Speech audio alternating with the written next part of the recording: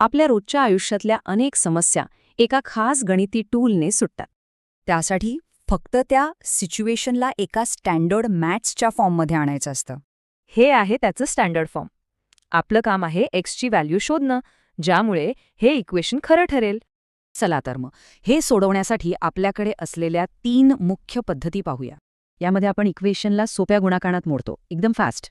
पण अवयव लगेच नाही सापडले तर? चला, ही मेथड एका वेगळ्या व्हिज्युअल पद्धतीने बघूया. विचार करा की x² फक्त एक नंबर नाहीये, तर तो एक खराखुरा चौरस आहे. आणि हा जो आयत आहे त्याची एक बाजू आपल्या मूळ चौरसाला चिकटलेली आहे. आता खरी गंमत आहे. बघा, आपण या आयताचे 2 समान तुकडे केले आणि एका तुकड्याला दुसरीकडे जोडलं तर बघा, एक मोठा चौरस तयार होतोय. पण तो परफेक्ट स्क्वेअर नाहीये. बघा, त्या कोपऱ्यात एक छोटा तुकडा मिसिंग आहे.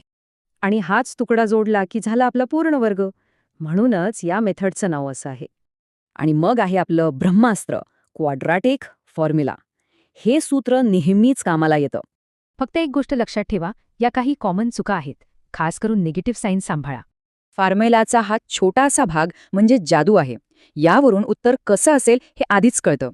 म्हणजे उत्तरं 2 असणार, 1 असणार की एकही नाही, हे विवेचक आपल्याला सांगतो.